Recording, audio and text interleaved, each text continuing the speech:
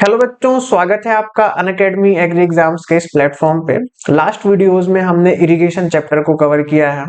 अब यहाँ तक हमने पढ़ लिया। अब इरिगेशन को शेड्यूल करना बहुत इंपॉर्टेंट है। क्यों इंपॉर्टेंट है? क्योंकि लास्ट वीडियो में हमने ड्रेनेज देखा था। अगर हम इरिगेशन सही से मैनेज नहीं कर रहे हैं तो आपका इरिगेशन किसी काम का नहीं है। क्यों? क्योंकि आपका वाटर क्रॉप की नीड को फुलफिल तो कर रहा है, लेकिन उसको वहां पर नुकसान भी पहुंचा रहा है। ठीक है। तो नुकसान से बचने के लिए आप सही समय पे जितना इरिगेशन है उतना इरिगेशन कैसे पहुंचाना है क्रॉप्स तक, इसको हम बोलते हैं इरिगेशन शेड्यूलिंग। ठीक है। लाइव में हमारे थोड़ी दिक्कत थी, इसलिए ये वीडियो हम रिकॉर्ड करके आपके लिए नॉर्मल यूट्यूब पे अपलोड करने वाले। तो इसको आराम से आप 2x पे देखें, 1.5x पे देखें, आपके हिसाब से आप इसको एडजस्ट कर लेना। ठीक है। अब जब भी बात आती है एडवांटेजेस की इरिगेशन शेड्यूलिंग में, तो इसमें आपको कुछ इंपॉर्टेंट पॉइंट्स ध्यान में रखने हैं। जैसे अब यहाँ पे आपका कॉस्ट रिड्यूस होगा। क्यों कॉस्ट रिड्यूस होगा? कि जितना पानी जहां पे आपको जिस क्रॉप पे लग रहा है उतना आप दे रहे हैं। एक्सेसिव वाटर आप यूज नहीं कर रहे हैं तो आपका पैसा बच रहा है। एप्लीकेशन करने के लिए वाटर को जो भी लेबर्स की नीड होती है वो भी आपका यहाँ पे सेव हो रहा है। तो दोनों कॉस्ट ऑफ वाटर भी बच रहा है, प्लस आपका लेबर कॉस्ट भी बच रहा है। ठीक है। इसके बाद आपका जो फर्टिलाइजर कॉस्ट है वो कैसे बचेगा? यहाँ पे जब आप एक्सेसिव इरिगेशन कर देंगे या फिर जहां पे पानी की नीड नहीं है वहां पे इरिगेशन कर देंगे, तो आपका जो फर्टिलाइजर है वो सॉल्यूशन वहां पे उसका बन जाएगा और वो रन ऑफ लॉसेस हो जाएगा। ठीक है। रन ऑफ लॉसेस क्या होता है? आपका न्यूट्रिएंट्स वाटर के साथ मिक्स होके एक सॉल्यूशन बनाता है और वो पानी आपकी फील्ड के बाहर जब चला जाएगा तो वो न्यूट्रिएंट आपकी क्रॉप का जो नीड है, डिमांड है, वो फुलफिल नहीं कर पाएगा। ठीक है। अब इसके बाद जब भी आप शेड्यूलिंग करें अपने इरिगेशन की, आपकी एक तो फील्ड होगी नहीं, एक से ज्यादा फील्ड होंगी। आप जब एक रोटेशन में वहां पे इरिगेशन अप्लाई करेंगे अपनी फील्ड्स में, तो वाटर की स्ट्रेस अलग अलग फील्ड्स की वो आप मैनेज कर पाएंगे। कहीं पे भी वाटर की कमी नहीं होगी आपके फील्ड पे। और दूसरा, आपकी जो यील्ड है उसको आप मैक्सिमाइज कर पाएंगे। क्योंकि जहां पे क्रिटिकल ग्रोथ स्टेज आ गई है क्रॉप की, तो उस स्टेज पे पानी पहुंचना, इरिगेशन पहुंचना बहुत जरूरी होता है। अदरवाइज आपकी यील्ड रिड्यूस हो जाएगी। ठीक है। तो ये तीन इंपॉर्टेंट पॉइंट्स हमने देख लिए। पहला हमने देख लिया, आपका फर्टिलाइजर कॉस्ट कम होगा। दूसरा, cost of water, labour cost कम होगा। और आपका जो वाटर स्ट्रेस है क्रॉप्स का, वो कम करके आप अपनी यील्ड को मैक्सिमाइज कर सकते हैं। नेक्स्ट पॉइंट है आपका जो नेट रिटर्न्स है पर यील्ड। आप एक पर्टिकुलर एरिया से कितना ज्यादा रिटर्न ले सकते हैं वो आपका बढ़ जाएगा जैसे ही आपका कॉस्ट सेव होगा। ठीक है। It minimise water logging problems. तो लास्ट वीडियो में हमने देखा था वाटर लॉगिंग प्रॉब्लम्स कहां से आ रही हैं, हमारी मेनली फ्लड इरिगेशन से आ रही हैं। फ्लड इरिगेशन में हमारा कंट्रोल नहीं होता है, वहां पे वाटर लॉगिंग समस्या होती है। ठीक है। It assist in controlling root zone salinity problems. तो जहां पे भी ज्यादा सलाइन वाटर है, जब हम उस वाटर का यूज अपने इरिगेशन में करेंगे तो वहां पे सॉल्ट एक्यूमुलेट होंगे और इन्हीं सॉल्ट्स के एक्यूमुलेशन से आपके रूट जोन में वो सॉल्ट्स जमा हो जाएंगे, जिससे न्यूट्रिएंट्स का अपटेक नेगेटिवली अफेक्ट होगा। ठीक है। आपको क्या करना है? इरिगेशन अच्छे से शेड्यूल करना है जिससे सैलिनिटी वाली जो प्रॉब्लम है वो सॉल्व हो जाए। It result in addition returns by using saved water to irrigate non cash crops. आपने जो पानी बचाया है इरिगेशन शेड्यूलिंग के माध्यम से, वो आप अपनी दूसरी क्रॉप्स में यूज करके उसकी यील्ड भी मैक्सिमाइज कर सकते हैं। तो ये हमने देखे 6 आपके मेजर इरिगेशन शेड्यूलिंग के क्या फायदे होते हैं। ठीक है। अब यहाँ पे आपसे ये भी पूछा जा सकता है कि इसके कौन कौन से क्राइटेरिया होते हैं। कुछ इसमें इंपॉर्टेंट क्राइटेरिया है जो कि हर साल आपसे एग्जामिनेशन में पूछे जाते हैं। तो 3 इसके एस्पेक्ट्स हैं। पहला है सॉइल वाटर का, दूसरा है क्लाइमेटोलॉजिकल और तीसरा है प्लांट इंडाइसिस। एक एक करके इनको हम समझ लेते हैं। तो सॉइल वाटर का मतलब होता है सॉइल का वाटर से रिलेशन, उसके बीच में जब हम उसको महसूस करते हैं, ठीक है, सॉइल का वाटर से रिलेशन, उसके बेसिस पे जब हम जज करते हैं कि इरिगेशन हमें देना है या फिर नहीं, तो इसको सॉइल वाटर डिजाइन बोलते हैं। सेकेंड है हमारा क्लाइमेटोलॉजिकल। क्लाइमेटोलॉजिकल एस्पेक्ट्स ध्यान में रख के जब हम इरिगेशन शेड्यूलिंग करते हैं तो उसको हम क्लाइमेटोलॉजिकल इरिगेशन शेड्यूलिंग बोलते हैं। थर्ड है हमारा प्लांट इंडाइसिस। अब प्लांट्स भी हमारे क्या करते हैं, कुछ सिम्टम्स शो करते हैं या फिर कुछ मेथड्स होती हैं जिसकी सहायता से हम इरिगेशन शेड्यूल करते हैं, तो उस मेथड को हम प्लांट इंडाइसिस के अंदर लेते हैं, ठीक है। अब सॉइल वाटर रिजाइम में आपका हो गया feel and appearance method. Feel and appearance method कैसे, आप अगर एक्सपीरियंस्ड हैं तो मिट्टी को छू के बता सकते हैं कि वहां पे कितना, मतलब इरिगेशन की जरूरत है, कितना जरूरत है वो तो नहीं बता सकते, बट जरूरत है या फिर नहीं ये जरूर बता सकते हैं। Depletion of available soil moisture, ये भी आप मिट्टी को देख के बता सकते हैं। अगर उसमें क्रैक्स डेवलप हो रहे हैं तो इसका मतलब है कि हाँ वहां पे इरिगेशन की नीड लग रही है। इसके बाद है सॉइल मॉइस्चर टेंशन। टेंशियोमीटर की सहायता से आपने सॉइल मॉइस्चर टेंशन लिया और एक रेंज में जब उसकी रीडिंग आ गई कि हाँ यहाँ पे अब इरिगेशन देने की जरूरत है, इस रेंज में रीडिंग आ गई, ठीक है, ओके। नेक्स्ट है आपका क्लाइमेटोलॉजिकल। तो यहाँ पे क्यूमुलेटिव पैन इवेपोरेशन एक ये इंस्ट्रूमेंट होता है, इसकी सहायता से आप जज करते हैं। सेकंड है IWCP रेशियो। ये दोनों मेथड्स आपकी साइंटिफिक मेथड है, फार्मर्स इनको प्रैक्टिकली यूज नहीं करते हैं क्योंकि ये थोड़ा सा टेक्निकल इनमें नॉलेज का होना जरूरी है। फिर इसके बाद आपका प्लांट इंडाइसिस हो गया। प्लांट इंडाइसिस में जो विजुअली आपको सिम्टम्स दिखते हैं, अगर प्लांट किसी विल्टिंग सिम्टम को शो कर रहा है या कोई डिफिशियंसी सिम्टम को शो कर रहा है, आप जज कर सकते हैं। फिर सॉइल कम सैंड मिनी प्लॉट हो गया। इसमें क्या होता है, आप आपके जो फील्ड है उसके बाहर एक एक बाई एक का क्या करेंगे, सैंड में सॉइल को मिक्स करके उसमें भी आप अपनी क्रॉप लगा देंगे। अब होगा क्या कि आपका जो मेन प्लॉट है उसके पहले ही यहाँ पे सिम्टम्स शो होना शुरू हो जाएगा। क्यों, क्योंकि आपकी जो सैंडी सॉइल है उसमें वाटर रिटेंशन कैपेसिटी उतनी अच्छी नहीं होती है, पानी वहां से नीचे चला जाएगा और पहले ही वहां पे सिम्टम्स शो होने शुरू हो जाएंगे। इसके बाद प्लांट पॉपुलेशन मेथड भी है। इसमें क्या करेंगे, सेम एक बाई एक का आप कोई प्लॉट ले लेंगे, उसमें प्लांट पॉपुलेशन बढ़ा देंगे अपने मेन प्लॉट से, तो ज्यादा कंपटीशन होगा वाटर के लिए, तो जल्दी यहाँ पे सिम्टम शो होने शुरू हो जाएंगे। फिर उसके बाद ग्रोथ रेट है, RWC है, प्लांट वाटर पोटेंशियल है, कैनोपी टेम्परेचर है, इंडिकेटर प्लांट्स हो गए। इंडिकेटर प्लांट्स आपके लिए इंपॉर्टेंट है। कुछ प्लांट पहले ही शो कर देते हैं कि आपके मेन प्लॉट में वाटर की डिफिशियंसी होने वाली है, ठीक है। फिर एक आपका मेथड आता है क्रिटिकल ग्रोथ स्टेजेस। क्रॉप की कुछ कुछ स्टेजेस होती हैं जहां पे उसको पानी की जरूरत होती है, अगर आप उस स्टेज पे उसकी नीड को फुलफिल कर देंगे तो उसकी यील्ड अच्छी आएगी, ठीक है। तो ये आपके कुछ इंपॉर्टेंट इरिगेशन शेड्यूलिंग के क्राइटेरिया हो जाते हैं। अब यहाँ पे हमारा जो सॉइल वाटर रिजाइम अप्रोच है, इस अप्रोच में हम क्या करते हैं कि हमारा जो भी सॉइल वाटर फील्ड कैपेसिटी पे वहां पे सॉइल में हेल्ड है और परमानेंट विल्टिंग पॉइंट के बीच में इफेक्टिव रूट जोन में, तो कुछ यहाँ पे इंपॉर्टेंट टर्मिनोलॉजी हम देख लेते हैं। सबसे पहले देखो फील्ड कैपेसिटी क्या होती है। फील्ड कैपेसिटी ऐसा वाटर जो कि आपने इरिगेशन दिया, अब 2 से 3 दिन के बाद जितना पानी आपकी फील्ड में है उसको बोलते हैं फील्ड कैपेसिटी।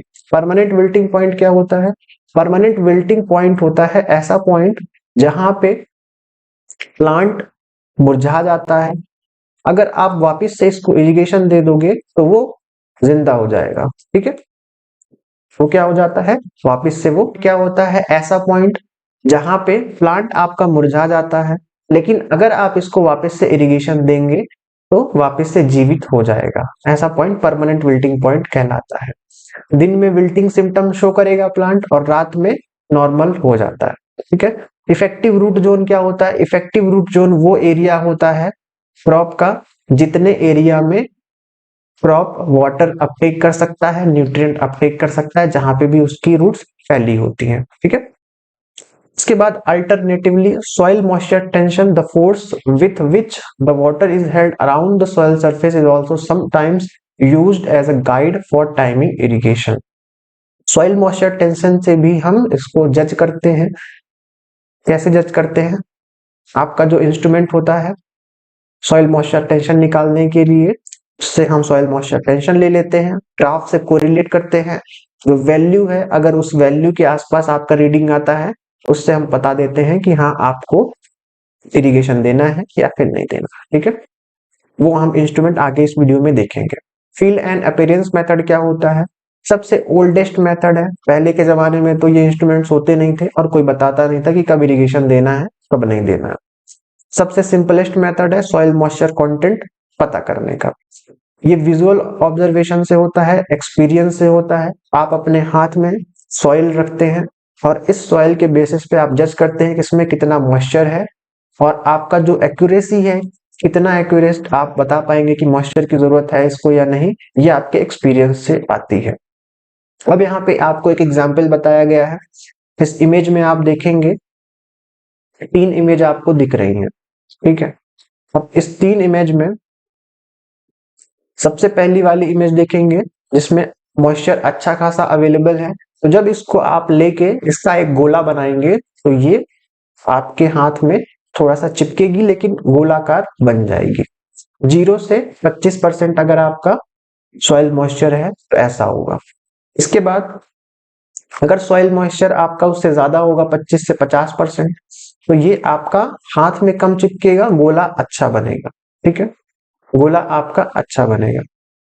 इसी तरह से अगर सैंड फाइन सैंड हुई तो भी आपके हाथ में थोड़ा सा कम चिपकेगी लेकिन थोड़ा थोड़ा लगभग लगभग आपका लग जाएगा कि हाँ ये सॉइल आपस में तो ये चिपक रही है। तो इस तरह से आप इसको जज कर सकते हैं।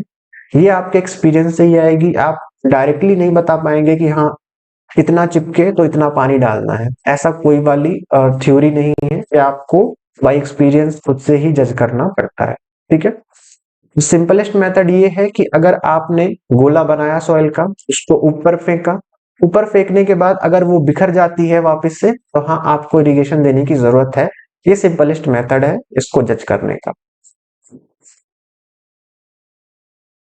यहाँ पे देखिए एक चार्ट बताया गया है कि कितने अवेलेबल सॉइल मॉइस्चर पे हमें क्या करना है क्या नहीं करना है। तो ये आपको अच्छे से पता होना चाहिए। इसको हम इतना डिटेल से नहीं पढ़ते क्योंकि इसके आगे वाली चीजें भी हमें पढ़नी है। इसको आप बस एक बार रीडिंग मार ले, इतना इंपॉर्टेंट ये वाला नहीं है। फिर इसके बाद depletion of available soil moisture. In this method, इसमें हम क्या कर रहे हैं? Permissible depletion level of available soil moisture in the effective root zone is commonly taken as index. इसमें हम एक इंडेक्स डेवलप कर रहे हैं। इस इंडेक्स की सहायता से हम जज करेंगे कि कितने सॉइल मॉइस्चर हमारी क्रॉप में अवेलेबल है और कितने हमें इरिगेशन देने की जरूरत है। ओके, जब भी 20 से 25% होगा, जब भी हमारा जो डिप्लीशन है अवेलेबल सॉइल मॉइस्चर का 20 से 25% होगा, वो हमारे मॉइस्चर सेंसिटिव स्टेज के लिए ऑप्टिमम होगा। उस कंडीशन में हम इरिगेशन अप्लाई करेंगे। इसके अलावा 50% अगर है, इरिगेशन देने की उसमें जरूरत नहीं पड़ेगी। ठीक है, यहाँ पे जैसे देखें डिफरेंट क्रॉप्स के लिए ये इंडाइसेस बताए गए हैं कि कितना क्रॉप होना चाहिए ऑप्टिमम, ऑप्टिमम मॉइस्चर कितना होना चाहिए। अगर मेज में देखेंगे तो 25 से 50% ऑप्टिमम है, शुगर कैन में 25 से 65% ऑप्टिमम है, ग्राउंड नट में 25 से 40%, इसी तरह से वीट में 50%। तो इस तरह से आप देखेंगे ये जो इंडाइसिस हैं इस लेवल तक आ जाएंगे तब आपको ये डिप्लेशन में इरिगेशन नहीं करना है ऑप्टिमम पर। ये कैसे निकालते हैं? ये साइंटिफिक मेथड है, जितना रिसर्च के माध्यम से निकला है वो आपका ये डाटा बता रहा है। नेक्स्ट इसके बाद है सॉइल मॉइस्चर टेंशन। मैंने आपको बताया था सॉइल मॉइस्चर टेंशन से आप इरिगेशन शेड्यूलिंग कर सकते हैं। सॉइल मॉइस्चर टेंशन सॉइल की एक फिजिकल प्रॉपर्टी है। इससे क्या होता है कि वाटर जो टाइटली हेल्ड होता है सॉइल से, वाटर जो आपका टाइटली हेल्ड होता है सॉइल से, इसको आप टेंशियोमीटर की सहायता से बताते हैं कि कितना टाइटली हेल्ड है। देखो 3 फोर्स होते हैं, पहला तो ग्रेविटेशनल वाटर चला जाता है नीचे, दूसरा आपका जो हाइग्रोस्कोपिक वाटर है वो टाइटली हेल्ड रहता है, वो तो किसी काम का नहीं है आपके प्लांट के लिए। तीसरा आपका जो कैपिलरी वाटर है वही आप यूज करते हैं। कैपिलरी वाटर भी आपके सॉइल पार्टिकल्स के आसपास रहता है, अगर ये कम टेंशन में रहेगा प्लांट इसको अपटेक कर पाएगा। वाटर हमेशा कहां से कहां मूव करता है, वाटर हमेशा कहां से low tension to high tension move करता है, ठीक है। जहां पे लो टेंशन होगा मतलब पानी ज्यादा होगा, कम पानी से ज्यादा पानी की ओर मूव करता है, ठीक है। तो जब आप इसका टेंशन निकालते हैं, टेंशन आपको लगेगा कि हाँ यहाँ पे टेंशन ज्यादा है, इसका मतलब है कि यहाँ पे इरिगेशन की जरूरत है। तो इसको आप इंस्टॉल कर देते हैं अपने फील्ड पे और इसका रीडिंग लेके आप चेक करते हैं कि इसमें टेंशन कितना है किस फील्ड पे, उसके हिसाब से आप इरिगेशन कर रहे हैं, ठीक है। इसका ये बेसिक प्रिंसिपल है। इंस्ट्रूमेंट कैसा दिखता है, कुछ ऐसा दिखता है। यहाँ पे आप देखेंगे लगभग 50 सेंटीमीटर या फिर 90 सेंटीमीटर जमीन के अंदर रहता है, बाकी जो आपका रीडिंग लेने वाला यंत्र है वो ऊपर रहता है। इसमें आपका रीडिंग शो करता है कि इसका टेंशन कितना है। इस तरह से इरिगेशन शेड्यूलिंग हम यहाँ पे करते हैं। अब इसमें कुछ इंपॉर्टेंट क्रॉप्स के बताए गए हैं, क्रिटिकल सॉइल मॉइस्चर टेंशन कितना है और इनकी रूटिंग मैक्सिमम रूटिंग डेंसिटी कितनी है। क्रिटिकल का मतलब होता है कि अगर इस टेंशन से आपका ज्यादा टेंशन हो गया, आपको इरिगेशन देने की जरूरत पड़ेगी। जैसे शुगर कैन में 30 टू 65 सेंटीबार्स, ओके। इसके बाद कॉटन में आपका 40 टू 50 सेंटीबार, sorghum में 50 टू 65 सेंटीबार। तो ऐसा आपको याद रखना है। सबसे कम किस में होता है, ये आपका पोटैटो में 25 से 50, मेज में 25 से 50 और सबसे ज्यादा आपका होता है sorghum में 50 से 65। तो sorghum को पानी की जरूरत कम होती है, इसलिए आपका टेंशन थोड़ा सा, इसका क्रिटिकल टेंशन है वो ज्यादा है, ठीक है। ज्यादा ये टेंशन झेल लेती है sorghum क्रॉप। वही पोटैटो आप देखेंगे, मेज देखेंगे, तो इसीलिए इसको वाटर के प्रति सेंसिटिव कहा जाता है, क्योंकि ये ज्यादा मॉइस्चर टेंशन नहीं झेल पाते हैं, ठीक है। तो यहां से आपका ये कॉन्सेप्ट क्लियर हो जाना चाहिए। नेक्स्ट है आपका क्लाइमेटोलॉजिकल अप्रोच। क्लाइमेटोलॉजिकल अप्रोच हमने देखा था जब हम क्लाइमेटिक फैक्टर्स का रिलेशन देखेंगे इरिगेशन के साथ, उसके बेसिस पे इरिगेशन शेड्यूलिंग करेंगे, तो वो हो जाएगा हमारा climatic approach. The potential rate of water loss from a crop is primarily a function of evaporative demand of the atmosphere. तो यहाँ पे हम क्या कर रहे हैं, जो वाटर हमारा लॉस हो रहा है क्रॉप फील्ड से, उसको हम कहीं ना कहीं कैलकुलेट कर रहे हैं। उसमें हम डिफरेंट मेथड्स यूज कर रहे हैं। पोटेंशियल इवेपोट्रांसपिरेशन क्या होता है, इवेपोट्रांसपिरेशन तो आपको पता होगा, सॉइल सरफेस से और प्लांट से जो भी वाटर वेपर जा रहा है एटमॉस्फेयर में, उसको कंबाइनली हम इवेपोट्रांसपिरेशन कहते हैं। अब पोटेंशियल इवेपोट्रांसपिरेशन ऐसा होता है कि मान लो आपका फील्ड पूरे ग्रासलैंड से कवर है। अब इस ग्रासलैंड में मैक्सिमम ग्रासलैंड है, ठीक है, इसकी हाइट है कितनी, लगभग 15 सेंटीमीटर। तो इस 15 सेंटीमीटर के ग्रासलैंड में जितना मैक्सिमम इवेपोरेशन हो सकता है उसको हम बोलते हैं पोटेंशियल इवेपोट्रांसपिरेशन और क्युमुलेटिव पैन इवेपोरेशन, CPE। यही आपका आगे यूज किया जाता है। पोटेंशियल इवेपोट्रांसपिरेशन इतना यूज नहीं किया जाता है टर्म, आपका क्युमुलेटिव पैन इवेपोरेशन यूज किया जाता है। अब PET क्या है, PET किसने दिया था, PET दिया था पेनमैन ने। पेनमैन क्या है, साइंटिस्ट हैं जिन्होंने ये अप्रोच डिस्कवर करी थी। It is defined as the amount of water transpired in a unit time by a short green crop of uniform height, completely covering the ground and never short of water. तो ये आप PET की definition भी याद रख सकते हैं। PET की डेफिनेशन ऐसा है कि एक यूनिफॉर्म हाइट की क्रॉप जो कि कंप्लीटली ग्राउंड को कवर कर रखी है और वो पानी का शॉर्टेज वो फेस नहीं कर रही है, तो जितना इवेपोरेशन वहां पे इवेपोट्रांसपिरेशन होगा वो हम बोलते हैं PET। तो एक ये यूनिट है लगभग PET, मैक्सिमम इवेपोट्रांसपिरेशन की, ठीक है। अब PET आप कैसे डिटरमाइन कर सकते हैं, एस्टिमेट कर सकते हैं, तो इसके 4 मेथड हैं। पहला लाइसीमीटर, लाइसीमीटर मेथड से आप कर सकते हैं, एनर्जी बैलेंस मेथड से कर सकते हैं, एरोडायनेमिक अप्रोच से कर सकते हैं, और combination of energy balance and numerical फॉर्मूले से। ठीक है, अब लाइसीमीटर क्या होता है? लाइसीमीटर आपका एक इंस्ट्रूमेंट होता है जिसकी सहायता से आप इवेपोट्रांसपिरेशन कैलकुलेट करते हैं। Isolating the crop root zone from its environment, तो यहाँ पे क्या करते हैं, आपका जो क्रॉप रूट जोन है उसको आप आइसोलेट कर लेते हैं और इस लाइसीमीटर में लेके आ जाते हैं। Controlling the process that are difficult to moisture greater accuracy, इसमें एक्यूरेसी अच्छी होती है और आपका जो मेजर है थोड़ा सा डिफिकल्ट होता है इवेपोट्रांसपिरेशन निकालने का। यहाँ पे आप क्या कर रहे हैं, कैसे, ये आपका एक इंस्ट्रूमेंट है, ठीक है।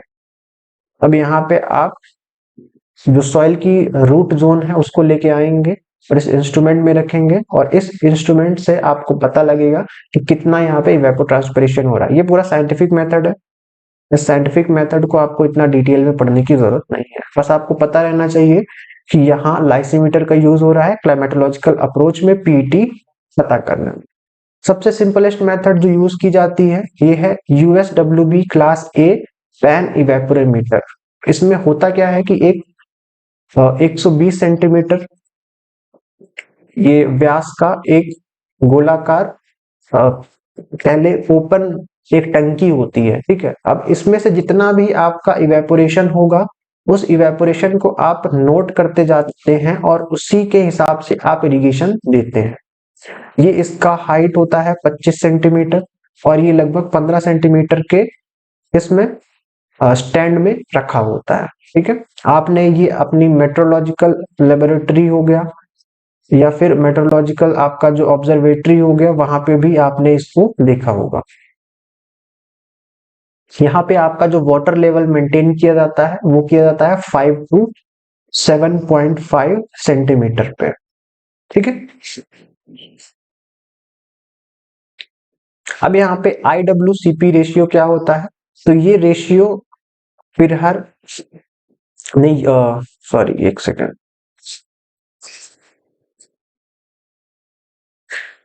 अब हमने सीपी निकाला, हमने यहाँ पे सीपी निकाला क्यों, क्योंकि हमने IWCP रेशियो यूज करना है अपने इरिगेशन शेड्यूलिंग के लिए। इरिगेशन शेड्यूलिंग हमने जितना इरिगेशन वाटर दिया और वहां पे उसके बाद कितना उसमें इवेपोरेशन हुआ, टोटल इवेपोरेशन कितना हुआ, अब उतना ही वाटर हम अगेन से सप्लाई करेंगे अपनी क्रॉप में। तो ये हो गया हमारा इरिगेशन शेड्यूलिंग साइंटिफिक तरीके से। कहाँ कहाँ पे यूज करते हैं, जहां पे एक या दो इरिगेशन की जरूरत होती है वहां पे हम इसका यूज करते हैं। सॉरी, इसमें हम इरिगेशन तभी इसका इरिगेशन शेड्यूलिंग यूज कर पाते हैं जब क्रॉप एक या दो से ज्यादा इरिगेशन नीड कर रही हो, ठीक है। उससे कम हम इसको शेड्यूल नहीं कर पाते हैं टाइमली, क्यों, क्योंकि आपका इवेपोरेशन इतना फास्ट नहीं हो पाता और आप उसको सही से शेड्यूल नहीं कर पाते हैं। इसमें और क्या चीज आप कर सकते हैं, इसमें आप टाइमिंग पता कर सकते हैं पहले इरिगेशन की और लास्ट इरिगेशन की। इसके बाद आपका जो लो टेम्परेचर है, फ्रॉस्ट है या फिर सॉल्ट स्ट्रेसेस है, उस कंडीशन में थोड़ा सा मुश्किल होता है इरिगेशन शेड्यूल करना। इसके बाद प्लांट इंडाइसिस हो गए। प्लांट इंडाइसिस क्या होते हैं, देखो जब भी वाटर की स्ट्रेस होगी तो प्लांट कुछ सिम्टम्स शो करेगा। कैसे सिम्टम्स, विल्टिंग, मुरझा जाएगा, ड्रॉपिंग हो जाएगी, कर्लिंग हो जाएगी, रोलिंग हो जाएगी। कर्लिंग क्या होती है, पत्तियां मुड़ जाएंगी। रोलिंग क्या होती है, उसकी लीव्स मुड़ जाएंगी, आपस में ही एक रोल बना लेंगी मेज की। तो इस तरह से ये इंडिकेट करती है कि हमको पानी की अब जरूरत है, अगर अब नहीं तो हम उसके बाद अब सरवाइव नहीं कर पाएंगे। फॉलिएज कलर में चेंज होता है, जैसे आपका ग्रीन लेविश ग्रीन रहता है उससे वो कलर थोड़ा सा लाइट हो जाता है। लीफ एंगल में बदलाव आ जाते हैं, जैसी आपकी हेल्दी लीफ रहती है वैसी नहीं रह जाती, ठीक है। इसके बाद आपका जो अपीयरेंस है वो कैरोटेनॉइड्स का, ये जो मतलब जो कैरोटेनॉइड्स आपके लीफ में प्रेजेंट होते हैं येलो या फिर ऑरेंज कलर में, उनमें भी क्या होता है, डिफरेंसेस आने शुरू हो जाते हैं। आपके जो इंटरनोड्स हैं शुगर कैन के वो छोटे होने लगते हैं। नॉर्मल इंटरनोड देखेंगे उनके मुकाबले जो वाटर का शॉर्टेज फेस कर रहे हैं वो छोटे रह जाएंगे, जिससे उसकी इकोनॉमिक वैल्यू खत्म हो जाएगी। इसके अलावा कॉटन में भी इसी तरह से उनके इंटरनोड छोटे हो जाते हैं और स्टेम इलोंगेशन ग्रेप्स में कम हो जाता है या फिर खत्म हो जाता है। लीफ एब्सेशन, लीफ की ग्रोथ रुक जाती है और रेडनेस आ जाता है टर्मिनल ग्रोथ पॉइंट्स पे। यहाँ पे देखें ऐसे कर्लिंग हो जाती है लीव्स की इस तरह से। इसका मतलब है कि क्रॉप आपका मॉइस्चर स्ट्रेस फेस कर रहा है। इसके बाद सॉइल कम सैंड मिनी प्लॉट टेक्निक बहुत सिंपल है, मैंने आपको बताया, इसमें ज्यादा पढ़ने की जरूरत नहीं है। आपने क्या किया, सॉइल के साथ सैंड मिक्स करके वहां पे अपनी क्रॉप लगा दी। अब हमारे मेन प्लॉट से पहले यहाँ पे आपको डिफिशियंसी सिम्टम शो होना शुरू हो जाएगा। इसमें ज्यादा पढ़ने की आपको जरूरत नहीं है, बस एक चीज समझने की जरूरत है। ओके, प्लांट वाटर पोटेंशियल में क्या कर रहे हैं हम, यहाँ पे एक इंस्ट्रूमेंट होता है प्लांट वाटर पोटेंशियल मेजर करने का, तो इसकी सहायता से हमने पत्ती तोड़ के लाए और उसमें रख दिया। कितना पोटेंशियल है उस लीफ का वो हमने कैलकुलेट कर लिया। अगर वो स्ट्रेस फॉलो कर रही है, स्ट्रेस है तो इरिगेट कर देंगे, नहीं फॉलो कर रही है स्ट्रेस तो कोई दिक्कत नहीं है। कैनोपी टेम्परेचर, कैनोपी टेम्परेचर से क्या करते हैं, देखो जब भी प्लांट के पास सफिशिएंट वाटर होगा तो उसका टेम्परेचर मेंटेन रहेगा। ठीक है, जैसे जैसे वाटर की कमी होगी तो वैसे वैसे क्या होगा, ट्रांसपिरेशन रेट कम हो जाएगा, तो टेम्परेचर उसका कैनोपी का बढ़ जाएगा। लास्ट है हमारा concept indicator plants. Indicator plants क्या होते हैं, ऐसे प्लांट्स जो हमें मेन क्रॉप से पहले ही बता देते हैं कि मॉइस्चर स्ट्रेस हमें आ गई है। जैसे आपका मेज हो गया, सनफ्लावर हो गया, तो ये क्रॉप्स हमारी पहले ही बता देती हैं इसमें कौन सा न्यूट्रिएंट का डिफिशियंसी है या फिर वाटर का डिफिशियंसी है। Okay, the most critical stage of crop growth is one of at which a high degree of water stress would cause maximum loss in yield.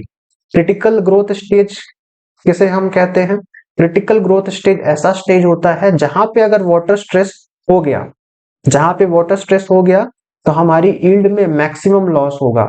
सब जो यील्ड है वो अलग अलग लॉस होती है डिफरेंट स्टेजेस में। अगर आप वाटर अप्लाई नहीं करेंगे, सप्लाई नहीं करेंगे, 50 से लेके 60 या फिर 50 से लेके 90 इस रेंज तक आपका यील्ड में लॉसेस हो सकता है। ठीक है, तो यहाँ पे हमने देखा क्रिटिकल ग्रोथ स्टेजेस क्या होते हैं। इसके बाद हम नेक्स्ट लेक्चर में इसको कवर करेंगे कि कौन कौन से स्टेजेस है जहां पे आपको वाटर की सप्लाई करनी पड़ती है। तो आई होप आपने इस वीडियो में शेड्यूलिंग ऑफ इरिगेशन को अच्छे से समझ लिया होगा। देखो सबसे इंपॉर्टेंट चीज है आपको पता रहना चाहिए कि कॉन्सेप्ट क्या है। कॉन्सेप्ट ये है कि हम 3 तरीके से पता कर रहे हैं, क्लाइमेटोलॉजिकल, प्लांट इंडाइसिस या फिर सॉइल वाटर।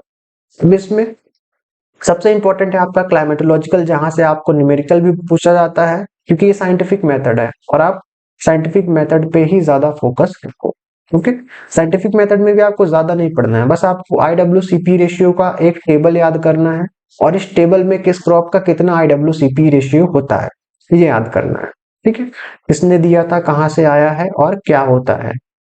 ओवरऑल आपको इतना ही पढ़ने की जरूरत है। फिर उसके बाद आपका इंडिकेटर प्लांट्स और क्रिटिकल ग्रोथ स्टेजेस बहुत इंपॉर्टेंट है। इतना आपने पढ़ लिया तो इरिगेशन शेड्यूलिंग में आपको बाकी कुछ पढ़ने की जरूरत नहीं पड़ेगी। ठीक है, तो आई होप आपने ये वीडियो अच्छे से समझ लिया होगा। इस वीडियो में पढ़ाए गए जितने भी टॉपिक्स हैं वो सभी आपको समझ में आ गए होंगे। कोई भी आपके मन में क्वेश्चन रहता है तो कमेंट बॉक्स में आप पूछ सकते हैं। नेक्स्ट क्लास हम लेंगे लाइव मोड में, जिससे थोड़ा सा इंटरेक्शन हो जाए अपना। मिलते हैं।